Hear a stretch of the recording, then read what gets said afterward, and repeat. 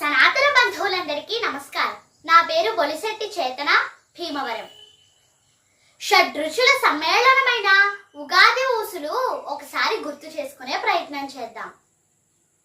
చాంద్రమానాన్ని అనుసరించి కొత్త సంవత్సరం ప్రారంభమైన సందర్భంగా హిందువులు జరుపుకునే పండుగ ఉగాది.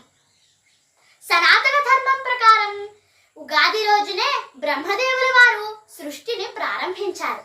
ఆ నమ్మకం ఆధారంగానే కొత్త సంవత్సరం ప్రారంభమైన రోజును ఉగాది అని పిలుస్తారు. విష్ణుమూర్తి యొక్క దశావతారాల గురించి ఎంతో మందికి తెలుసు, మనందరికీ తెలిసినదే. యదా యదా హి ధర్మస్య గ్లానిర్భవతి భారత అభ్యుత్థానమధర్మస్య తదాత్మానం సృజామ్యహం పరిత్రాణాయ సాధూనాం వినాశాయ చ దుష్కృతాం ధర్మ సంస్థాపనార్థాయ సంభవామి యుగే యుగే. ఎప్పుడైతే ధర్మం గతి తప్పుతుందో, అధర్మం విజృంభిస్తుందో అప్పుడు నేను అవతరిస్తాను. ధర్మాత్మలను కాపాడి దుష్టులను శిక్షించి తిరిగి అదే ధర్మాన్ని నిలబెట్టడానికి ప్రతి యుగంలో అవతరిస్తూనే ఉంటాను. విష్ణుమూర్తి ఎన్నో అవతారాలు ఎత్తారు.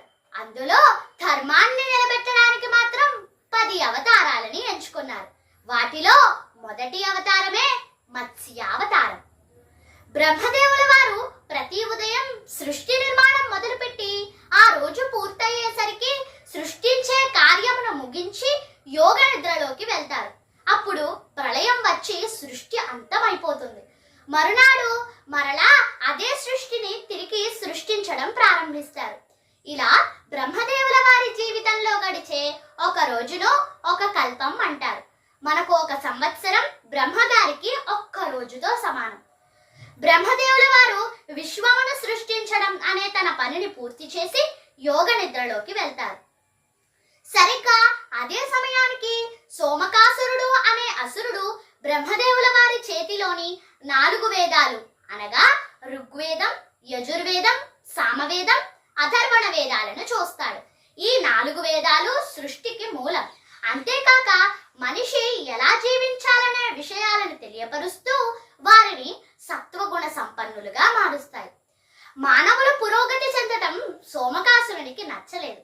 అందుకే ఆ జ్ఞానం వారి నుండి దూరం చేయాలనే ఉద్దేశ్యంతో వేదాలను బ్రహ్మదేవుల వారి నుండి దూరం చేస్తే సృష్టి కూడా ఆగిపోయి లోకాలన్నింటినీ శాసించే అధికారం దక్కుతుందని భావించాడు. పథకం ప్రకారం బ్రహ్మదేవుల వారి చేతిలో ఉన్న 4 వేదాలను దొంగలించాడు. అది నైమిత్తిక అనే మహాప్రళయం సంభవిస్తున్న సమయం. దానివల్ల విశ్వమంతా నీటిమయం అయిపోతుంది. సరిగ్గా అదే సమయానికి ఆ వేదాలను దొంగలించి ఎవరికంటా పడకుండా సోమకాసురుడు నీటి అడుగు భాగాన దాక్కున్నాడు. ఇక్కడ వేదాలను దొంగలించడం అంటే ధర్మాన్ని పడదోసి అధర్మాన్ని స్థాపించడం. మనం ముందు చెప్పుకున్న భగవద్గీత శ్లోకాలు ఇదే పరిస్థితిని సూచిస్తాయి. వేదాలను తిరిగి వాటి స్థానాల్లో చేర్చాలి కాబట్టి విష్ణుమూర్తి తన బాధ్యతగా మత్స్యావతారాన్ని ఎంచుకున్నారు.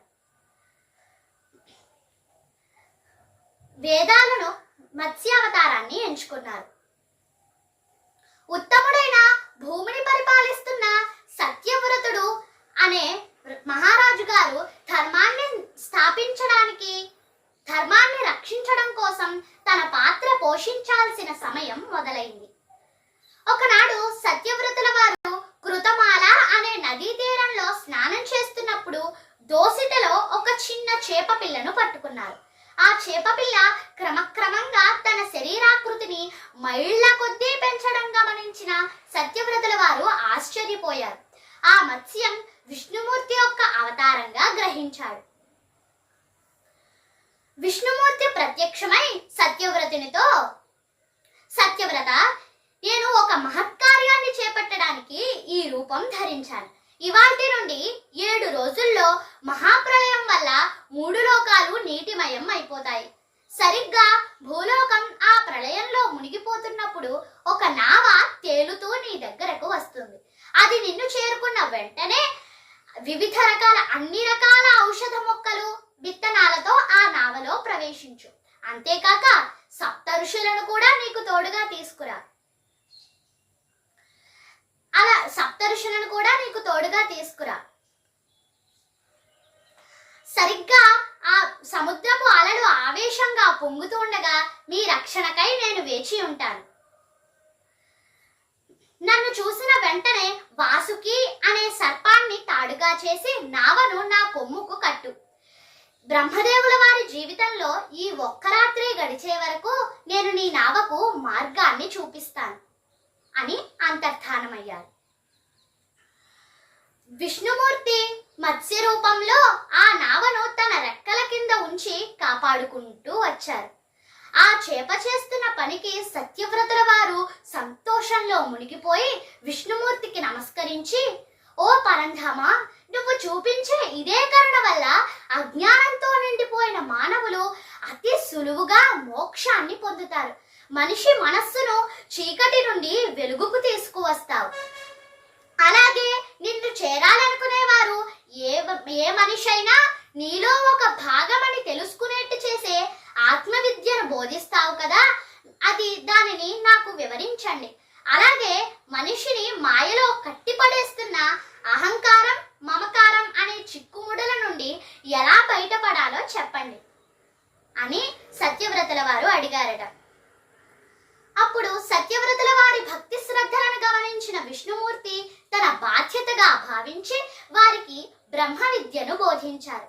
అలాగే జ్ఞానయోగం, కర్మయోగం, భక్తి యోగం అనే ఈ మూడింటిని కూడా ఉపదేశించారు.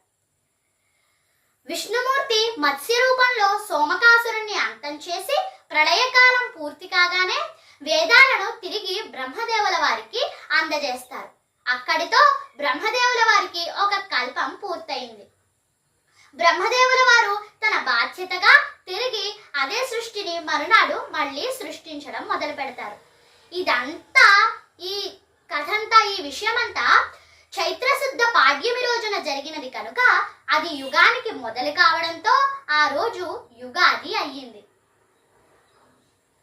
వసంత ఋతువు ప్రారంభమయ్యే రోజును మనం పవిత్రమైన రోజుగా భావిస్తాం. అలాగే ఉగాది రోజున మనం ఏం చేస్తాం? వేపపూత పచ్చడి తిని పంచాంగ శ్రవణం చేస్తాం. పంచాంగ శ్రవణం చేస్తాం. ఉగాది రోజున వేపపూత, చింతపండు, బెల్లం, మామిడి ముక్కలు, ఉప్పు, కారం వంటి పదార్థాలతో చేసే 6 రుచులతో చేసిన ఉగాది పచ్చడి తింటాం. ఉగాది రోజున పంచాంగ శ్రవణం శుభదాయకం అని భావిస్తాం. తిథి, వార, నక్షత్ర, యోగ, కరణం అనే ఈ 5ంటిని వివరించేదే పంచాంగం. వసంత ఋతువు అంటే కవులకు ఎంతో ఇష్టం.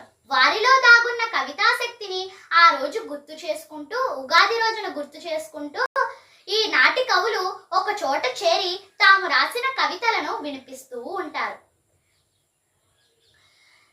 ప్రతి ప్రధాన పట్టణాలలో ఉగాది కవి సమ్మేళనాలు జరుగుతూ ఉంటాయి. ఇలా కవులు కలిసి తమ కవితలను గుర్తు చేసుకోవడమే, అందరూ కలిసి ఉండడమే కవి సమ్మేళనం అంటారు.